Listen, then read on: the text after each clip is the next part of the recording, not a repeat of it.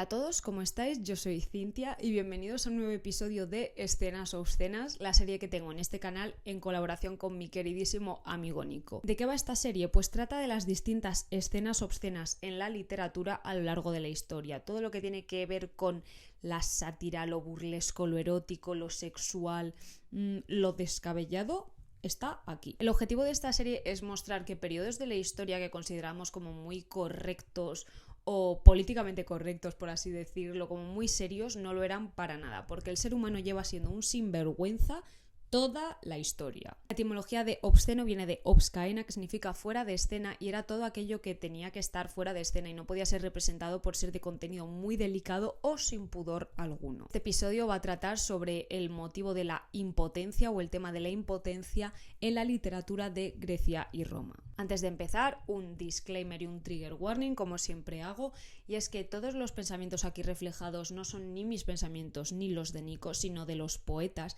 y en todo caso hay que tener cuenta que son obras de ficción, por lo que muchos de los temas tratados que pueden ser más sensibles pueden ser fruto de la imaginación y no hechos reales, aunque muchas veces la realidad supera la ficción. Entre los contenidos delicados de este vídeo, un aviso generalizado de que hay obscenidades y contenidos sexuales varios en este vídeo. En cuanto a la bibliografía utilizada para este vídeo, la dejaré toda en la descripción con enlaces por si queréis comprar, consultar, etcétera. Pero principalmente no, porque se va a utilizar de todo, la antología palatina de la edición de Gredos, el satiricón de Petronio en Alianza Editorial, los epigramas de Marcial en Cátedra y los epodos de Horacio en Gredos, los amores de Ovidio de Alma Mater y las elegías de Maximiano Etrusco de Escolari Mayo. Sobre la metodología de este vídeo, en esta ocasión lo vamos a hacer de una forma un poquito distinta. En vez de dar un contexto como tal, vamos a aplicar una disciplina de la literatura comparada que es mi favorita, que es la tematología, que consiste en el estudio de los motivos, temas y formas en la literatura. Vamos a extraer los motivos y submotivos que componen el tema principal, que puede ser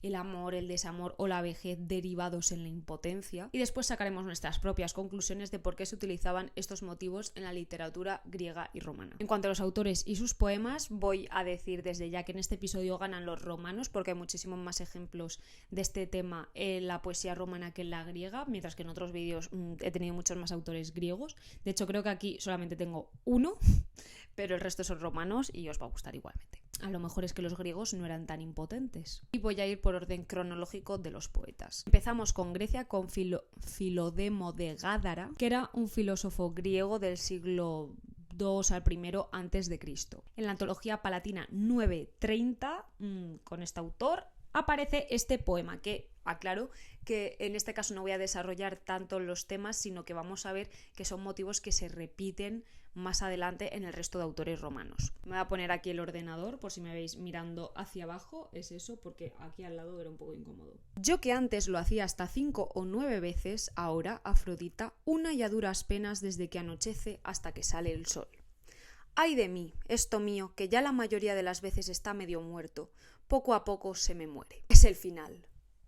Oh, vejez, vejez, ¿qué me harías luego cuando me alcances si ya ahora estoy así de lánguido? Vale, aquí lo primero que salta a la vista es el número 9, las 9 veces, que es un número redondo o pleno como símbolo de la potencia, que es algo que veremos más adelante repetido. Luego se invoca a Afrodita, que era la diosa del amor, también del sexo, para que le ayude o bien para quejarse, que esto también es algo que se repite mucho. Impotencia como símbolo de la muerte o del final de la vida. Y luego el oh, vejez, vejez, etcétera, es un canto a la vejez. Y entonces, todo esto vamos a ver como ya está este precedente en la literatura griega, pero en la romana se explota al máximo. Pasamos con Roma. El primero que tenemos es, cómo no, Horacio, que es un increíble autor latino del siglo I a.C., que tiene grandes obras de la historia de la literatura, una que yo he tenido que leer hasta la saciedad, su arte poética o la epístola a los pisones, que a mí me gustó mucho, en la que explica su teoría literaria. Pero es que tiene una obra, ¿vale?, que son los épodos, que son 17 poemas completamente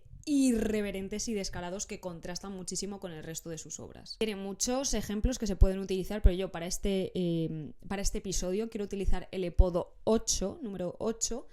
Es más largo, pero yo he cogido un pequeño fragmento como contexto de este epodo, porque os voy a poner solamente un fragmentito. Básicamente aquí la voz poética, vamos a decir Horacio, se está zumando a una señora vieja y culpa a su falta de atractivo sexual como la causa de su impotencia. Le dice cosas como que está podrida desde hace más de un siglo, que tiene los dientes negros y arrugas en la frente y que entre tus áridas nalgas se abre algo así como el culo de una vaca descompuesta. Y después dice lo siguiente, que es lo que nos interesa. Es que por ello se han de quedar menos embotados mis tendones, que no saben de letras, y menos lánguido mi miembro. Para hacer que mi altiva ingle se levante, tendrás que hacer un esfuerzo con la boca. ¿Y por qué incluyo este fragmento? Porque el motivo o submotivo de la irrumación, es decir, el sexo oral, aparece muchísimo como la única forma o el único remedio a la impotencia. Por cierto, curiosamente, en Roma la irrumación es considerado un acto sexual activo, es decir, quien recibe el sexo oral es la persona que está siendo activa, mientras que quien lo hace es la pasiva. No sé, a mí eso me parece como muy curioso, porque uno realmente no está actuando y sin embargo es el activo, no sé. Y al pasivo además se le llama felator, de felación, o felatrix, que a mí felatrix me parece maravilloso, como Felatrix Lestrange, ¿no? Un nombre muy bonito. Vamos a Ovidio, que para quien no lo conozca es genial, o sea, es simplemente genial todo lo que hace, a mí me encanta. Y de nuevo es un autor romano del siglo I a.C. Tiene grandes obras de la literatura universal, pero grandes, como las Metamorfosis, El arte de amar, Los amores, o sea, increíble. En Amores lo que tenemos son poemas o elegías que relatan los sucesos amorosos de la juventud del poeta centrándose en su amada Corina. Pues el libro 3... fragmento 7, creo recordar, sí, el 7, de esta obra está dedicado por completo al motivo de la impotencia. Y por eso tenemos que tratarlo casi al completo. He quitado algunos fragmentitos, pero de verdad que todo es una joya porque trata prácticamente todos los submotivos que hay dentro del tema de la impotencia o del motivo de la impotencia. Por eso hay que leerlo, porque de verdad que recoge todos los puntos que tratan el resto de autores. Comenzamos con: pero es que no es hermosa, es que no es elegante, mi amada, es que no ha sido objeto, creo yo, de mis deseos muchas veces. Lánguido yo en mala hora, la he poseído para nada, sin embargo, pues tendido me quedé como culpa y carga del descansado lecho y sin poder, queriéndolo yo y queriéndolo a su vez la amada, disfrutar de la parte conveniente de mi güera entrepierna. Para empezar aparece el elemento de la culpabilidad por no poder satisfacer a la amada, que al no tener que ver con el aspecto físico de la mujer, como pasaba en Horacio, que para él culpa a la mujer por ser fea, que también me pregunto yo si es fea, ¿para qué te la estás tirando? Pero bueno, pero al no tener que ver con el aspecto físico de la amada, la voz poética, en este caso Ovidio, se siente culpable por no poder satisfacerle. Se pregunta a sí mismo si su impotencia tiene que ver con ella o no. Esta es una reafirmación que se suele hacer para que la otra persona no se sienta culpable. Hay un fragmento que omitimos. Con todo, como untados de fría cicuta, mis miembros tardos hicieron vano el intento. Tendido me quedé como tronco inerte, estatua y peso inútil, sin saber a ciencia cierta si era cuerpo o sombra. Me parece súper gráfico y súper increíble. Pero bueno, aquí lo que quiero destacar es lo de como untados de fría cicuta. La nota al pie de esta edición se menciona que la cicuta se creía que tenía efectos antiinflamatorios y anafrodisíacos. Es decir, que se menciona aquí como si fuese una especie de antiviagra. Sigue con: ¿qué vejez me tiene que llegar si es que me llega cuando ya la juventud no alcanza el número que es suyo? Ah, me dan vergüenza mis años. ¿De qué me sirve ser joven y hombre? Ni mi juventud ni mi hombría probó mi amiga. Durísimo. Luego dice: y eso que hace poco cumplí 2 veces seguidas con la rubia Clide, 3 veces con la pálida Clito, 3 veces con Líbade, o Libade. Solicitado en breve noche con Corina, recuerdo que aguanté hasta un número de 9. Vale. ¿Qué pasa aquí? Lo primero, la impotencia desde tiempos antiguos se ha visto como un rasgo de falta de hombría o de vejez, aun cuando es algo que es completamente natural y que le puede pasar a mucha gente por numerosas razones. Parece muy curioso, sin embargo, que sea un tema que en la antigüedad se tratase de forma tan abierta y como admitiendo que les ha ocurrido, cuando yo creo que en la actualidad es un tema tabú que muchos hombres se avergüenzan de admitir que les ha pasado, y el clásico: es la primera vez que me pasa, que nadie se cree. Esto nos demuestra que, una vez más, la antigüedad era mucho más abierta de mente con ciertos temas sexuales que hoy en día omitimos o simplemente no hablamos por nuestro pudor o por nuestra mentalidad cerrada. El ni mi juventud ni mi hombría probó mi amiga me parece muy curioso. De nuevo, amiga no en el sentido de amiga, sino como pareja sexual que tenían en la antigüedad. Además, lo de si es que hace poco cumplí 3 veces con no sé quién, 7 con no sé cuántos, 9 con Corina. Eso a mí me hace mucha gracia porque me recuerda a los momentos en los que estás malo, que estás con la nariz taponada y te acuerdas de todas las veces en las que no tenías la nariz taponada. Pues lo mismo, como no está cumpliendo ahora, se acuerda de todas las veces en las que su pasado fue glorioso. Cuando dice aguanté hasta un número de 9, de nuevo, el número 9 que ya he mencionado antes, que es símbolo de número, bueno, es un número pleno o redondo que da más potencia a la mano. Y además recuerda a los 9 polvos que menciona Catulo en su poema 32, que dice novem continuas fututiones. Sigue con ¿acaso mi cuerpo languidece embrujado con veneno de Tesalia? ¿Acaso en mi desventura me dañan encantamientos o hierbas? ¿O es que una bruja en roja cera atravesó mi nombre o pasó finas agujas por en medio de mi hígado? Aquí ya pasa de culparse a sí mismo a echar balones fuera, pensando que le han hecho vudú, brujería o cosas varias con tal de no culparse a sí mismo. Luego hay un pequeño fragmento que ni incluyo en el que hace referencias constantes a la esterilidad de los campos, la sequía, la sequedad de los manantiales, etcétera, que son todo metáforas muy típicas relacionadas con la esterilidad y con la impotencia. Por ejemplo, se utilizan mucho en Yerma, de Federico García Lorca, que es muchísimo posterior, evidentemente 2000 años, te quiero decir. Y después de este fragmento dice, y sin variadores la fruta se derrama, que a mí me parece bastante gráfico si me preguntan. ¿Qué impide que también por arte de magia se paralice mi nervio? Quizá de ahí se me ha vuelto insensible la entrepierna. A esto se añadió el apuro por lo ocurrido, que también el apuro me dañaba. Fue la segunda razón de mi fracaso. Al final los nervios acaban siendo peores. Luego hay otro fragmento que omito en el que se menciona a Néstor, rey de Pilos, y a Títono o Titono, que eran 2 hombres conocidos por su vejez y su sabiduría, y los menciona como diciendo que hasta ellos pudieron tener erecciones y él no. O dice, yo di con ella, pero ella no dio con un hombre. Duro, si me preguntan. También habla así con el motivo tal y de repente, ¡toma! Ahora cobra vigor a destiempo y se vuelve potente. Ahora exige trabajar y combatir. ¿Por qué no te quedas ahí tirado de vergüenza? Tú el peor de mis miembros. Así me engañaste antes con tus promesas. Tú engañas a tu dueño. Por tu culpa me han cogido desarmado y he sufrido con gran desdoro grandes pérdidas. Ya por Dios, luego sí que actúa cuando no lo necesita, que es otro de los temas recurrentes en estos poemas. La impotencia como suceso que ocurre cuando necesitas la erección, pero que luego tienen vigor cuando no lo necesitan. Y también el elemento de hablarle al miembro es algo que pasa en muchas otras obras. Mi niña no desdeñó siquiera soliviantarlo acercándole suavemente la mano, pero cuando ve que no hay medio de que se empine y que anda olvidado de su forma de ser, me dice: ¿qué burlas te traes conmigo, insensato? ¿Quién te mandó echar a desgana tu cuerpo en mi lecho? ¿O una hechicera de Ea traspasando lanas te tiene maldito, o vienes cansado de otro amor? Esto por lo general no es lo que suele pasar, pero Ovidio decide darle más dramatismo aún con la ofensa de la mar, que además incluye el elemento de la impotencia causada por la infidelidad o por el exceso de sexo con otras personas, que de nuevo también se pensaba que la impotencia era producida por ser infiel. Luego después la amada se sigue ofendiendo no sé qué y dice, y para que sus criadas no supieran que estaba intacta, disimuló la afrenta tomando un baño. A mí me parece bastante gracioso cómo se invierten los roles de una relación sexual como algo que se debe ocultar para que no se sepa que se ha tenido, pero en el momento que ya se sabe que se ha tenido y eso realmente no ha ocurrido, o sea, como que ya se sospecha que está con alguien, pero luego admitir que no ha pasado nada es aún más ofensivo, entonces como que finge haberlas tenido. A mí me hace mucha gracia. Es algo que también suele hacerse para conservar la imagen viril o el honor del hombre. Pasamos a Marcial, que es un autor que se merece un episodio para él solito, igual que Catulo, porque vaya perlas soltaba este señor por la boca, o más bien por la pluma, porque madre mía. Si es que era español, nació en la península ibérica, ¿qué se puede esperar de Marcial? Es un poeta romano del siglo I después de Cristo. Y su obra más conocida son los epigramas, que son composiciones poéticas breves que expresan de manera concisa una idea ingeniosa. De él tenemos 3 epigramas de los que quiero hablar, que son en epigramas 373. El primero es: duermes con muchachos bien dotados y no se te pone tiesa, Galo, la que se les pone a ellos. ¿Qué quieres?, pregunto.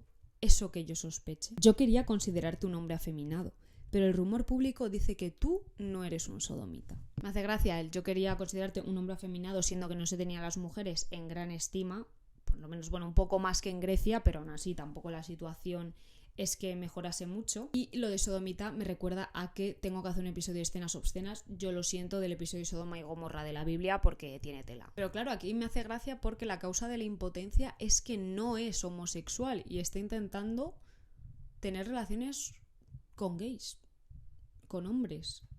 A mí eso es lo que me parece curioso, ¿no? Normalmente sería al revés, como que una persona homosexual que está teniendo una relación con una mujer por eso tiene impotencia, pero aquí al revés, no sé, me parece muy curioso. En Epigramas 1181 hay una doble impotencia por parte de 2 hombres, y menos mal porque intentan violar a una chica que se llama Egle. Dice así: el eunuco Díndimo intenta violar a Egle de común acuerdo con un viejo y la chica yace seca en medio del lecho. El uno no es apto para la empresa por falta de fuerzas, el otro por los años. El esfuerzo de ambos, por tanto, siente comezón sin ningún resultado. Ella, suplicante, te implora en favor de sí misma y de estos 2 desgraciados que hagas citerea, al uno joven, al otro hombre. Se utiliza este intento de violación en clave humorística, que Roma, supongo, porque al ser los 2 impotentes, la chica está como: hermano, ¿en serio me estás diciendo que ninguno de los 2... O sea, de verdad, implora a Citerea, a Venus, que a uno lo haga joven porque es un viejo y por eso no se le levanta, y al otro que lo haga hombre porque es joven y no se le levanta. O sea, de verdad. Y claro, la chica piensa, pues qué pena dan que ni eso pueden hacer. En Epigramas 1297 dice así: teniendo una esposa joven, cual apenas solicitaría un marido atrevido, rica, noble, culta, casta, te des lo más vaso, pero con los muchachos de largos cabellos que te preparaste con la dote de tu mujer. Y así tu minga comprada por muchos miles de sestercios, intuyo que me ha corregido esto, sestercios, cuando ha vuelto a su dueña, languidece, y no se pone tiesa ni excitada con dulces palabras, ni suplicada por un suave pulgar. Haya de una vez pudor, o comparezcamos ante la justicia. Esa minga no es tuya, vaso, la has vendido.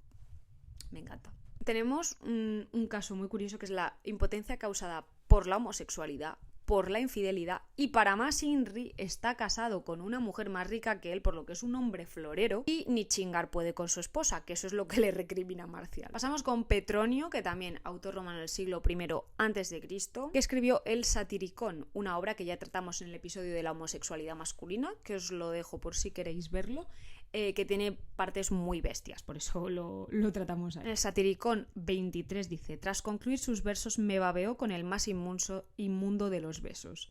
Sobre mis genitales estuvo maniobrando durante un buen rato, pero fue en vano. En este caso, la relación sexual es entre 2 hombres y la impotencia se da por la falta de atracción hacia el hombre que está haciendo los avances. Es curioso cómo en las relaciones heterosexuales la culpa no se le achaca a la amada normalmente, porque por lo general suele resultar atractiva, salvo en el caso de Horacio, pero en las relaciones homosexuales la mayor parte de las veces se le echa la culpa al otro hombre por no ser atractivo. En el 132 dice: 3 veces agarré en mi mano la terrible hacha de doble filo.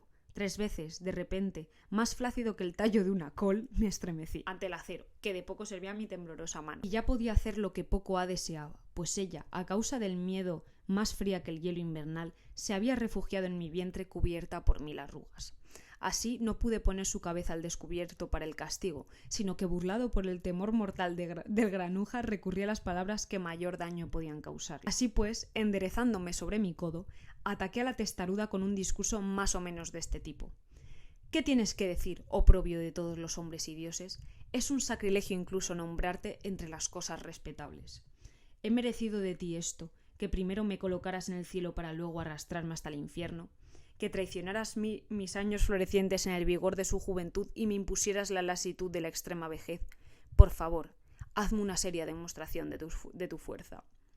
Cuando, lleno de ira, proferí estas palabras, ella, girando la cabeza, mantenía sus ojos fijos en el suelo, y con esta perorata su rostro no se conmovía más que los flexibles sauces o las amapolas de tallo mustio. Parece poetiquísimo, maravilloso cómo describe, o sea, porque la llama ella a su pene, a su méntula, y me hace mucha gracia cómo describe a la méntula triste, conmovida, bueno, sin conmoverse más bien, como un sauce llorón, en fin, me parece increíble. Esta parte es un poema compuesto por versos sotadeos, que era un tipo de metro que se asocia con la poesía obscena, y a mí me encanta cuando pasan estas cosas en la literatura, que forma y contenido se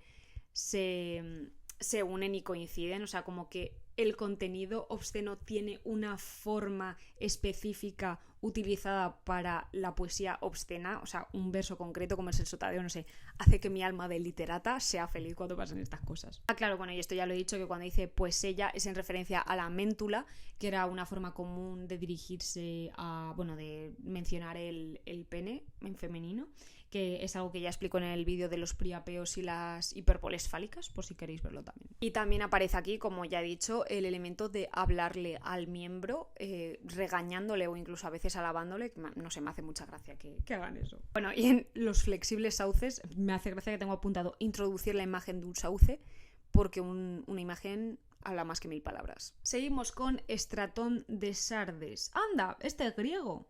Pensaba que solamente teníamos un griego. De este autor ya hablamos de su obra en el capítulo de la homosexualidad masculina, y este es un autor griego del siglo II después de Cristo, por eso lo he añadido más adelante. Sus epigramas se encuentran en el libro 12, Musa Puerilis, o la musa de los muchachos, o la Mousa Paidike, yo griega, de la antología palatina. En el 12.216 dice: ahora estás tiesa, maldita, y bien erecta cuando no hay nada. En cambio ayer que hubo, ni respirabas.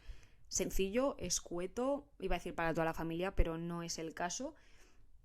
De nuevo, la impotencia cuando no se la necesita, y luego la potencia cuando tampoco se la necesita. O sea, el cambio, la inversión de roles. Después, en el 12.240, ya tengo blanco el pelo sobre las sienes y entre mis muslos cuelga inactivo el pene. Mis testículos no actúan y se acerca funesta la vejez. ¡Ah! No. ¡Ay! Qué desgracia saber dar por detrás y no poder. Me parece increíble, me parece súper bonito, como lo dice. No, es broma.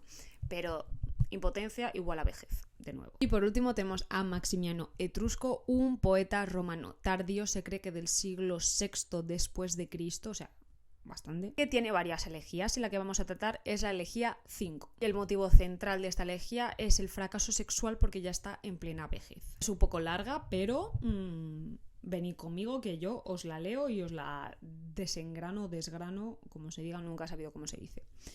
No me avergüenza el recuerdo de haberme vencido esa herida. Júpiter mismo acabó sucumbiendo a estas llamas. Aquí ya con el no me avergüenza tiene un cambio en la perspectiva de los textos que habíamos estado leyendo hasta ahora. O sea, cambia el motivo, no se avergüenza, no tal. En general esta elegía tiene un tono mucho más maduro y solemne que los otros textos que eran como más jocosos, y es algo que mantiene a lo largo de todo el fragmento. Además dice que no se avergüenza porque a Júpiter también le pasó. Júpiter, que es símbolo de potencia sexual, de placer, de poder, porque Júpiter se ponía las botas, el tío. Dice que hasta a él le puede pasar, pues no se avergüenza de ello porque hasta al más grande de los grandes le ha pasado. Esto es la importancia de la representación. La noche primera, con todo, me fue favorable. Mis fuerzas gastó la segunda, y huero de allí se apartó mi deseo, y fui como antes cobarde en mi encuentro con Venus. Poético, y qué bonito lo plasma, ¿no? En mi encuentro con Venus, en vez de decir en mi chichamiento, mi encuentro con Venus, no sé. Menuda diferencia con el resto de textos. Ella, enojada, pidiendo un tributo que daba por suyo, me anima y repite incesante: devuélveme lo que me debes. La amada enfadada. Lo que natura nos niega, darlo no puede ya nadie. Durísimo. Ella empezó a acariciar con su mano mi miembro excitado y a intentar animarme también empleando sus dedos. Masturbación como intento de remedio. Ni el fuego aplicado logró en mi torpeza que hiciera su efecto. El frío seguía instalado en mitad de las llamas, como antes. «¡Qué fémina cruel!», dijo ella, «te me tiene embaucado. De los brazos de quien a las armas cansado regresas». Repetición del motivo de la impotencia como muestra de infidelidad. Oh verga incansable, hacedora de todos mis días felices, delicia de entonces y otrora riqueza tan mía, con qué torbellino de llantos, ya muerta, podré lamentarte. Después de intentar animar al miembro y ver que no lo consigue, la grayapuela, o la mujer, entona un lamento por la muerte de la verga. Una elegía, vaya, y después entona un elogio a la verga como creadora de todas las cosas. O sea, me parece increíble la méntula con su omnipotencia.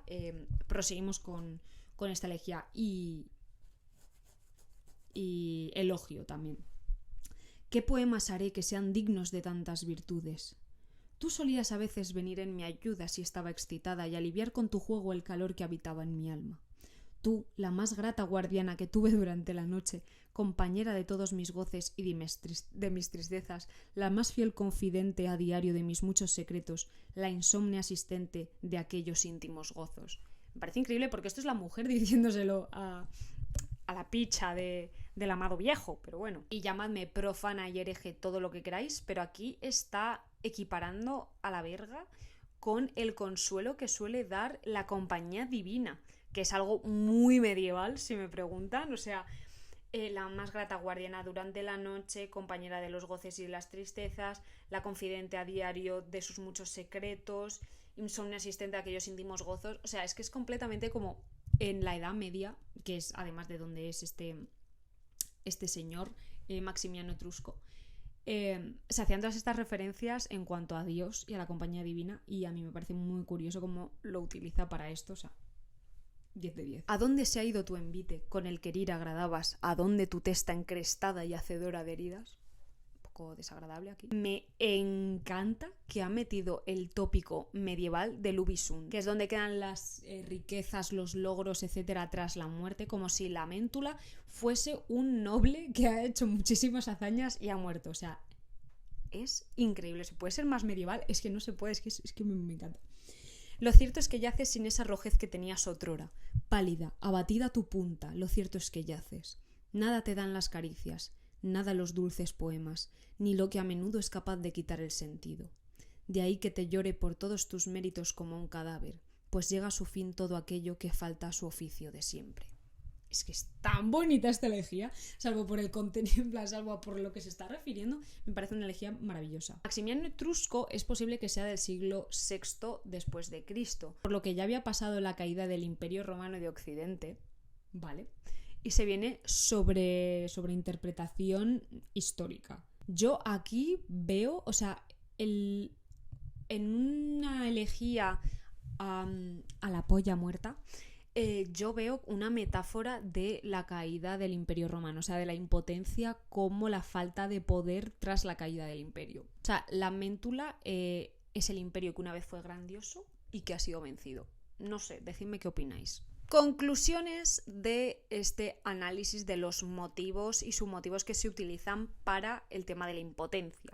La impotencia suele ser utilizado como motivo humorístico, cosa que no nos cabía duda que iba a ser de esta forma, pero su forma es muy variada, desde el epigrama breve, jocoso, irreverente, hasta la elegía, que suele ser destinada para fines muy distintos. Los submotivos más repetidos, o los motivos a secas si tratamos a la impotencia como tema principal, son la asociación de la impotencia a la vejez, la asociación de la impotencia a la infidelidad y la asociación de la impotencia a la homosexualidad. Lo que más gracia me hace de todo esto es que en muchos de los casos mezclan contenidos humorísticos o satíricos como son los de la impotencia con formas muy solemnes, muy elegantes, incluso fúnebres, como es la elegía, que es la expresión del dolor y la pérdida en su máxima potencia.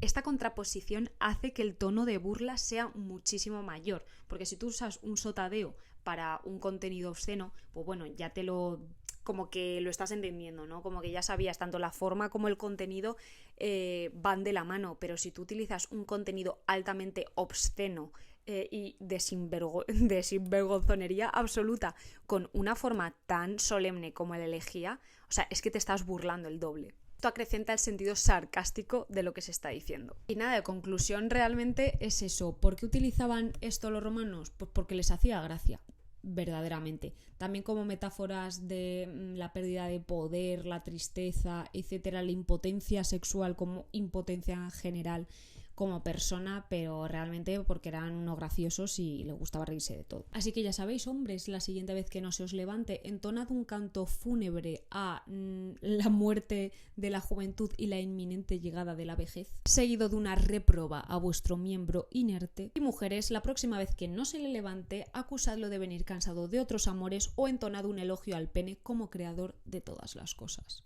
Dicho todo esto, muchas gracias por ver este vídeo, espero que os haya gustado, que os haya divertido y que en cierta manera os haya educado. Muchísimas gracias a mi queridísimo amigo Nico, porque sin él estos vídeos no serían posibles.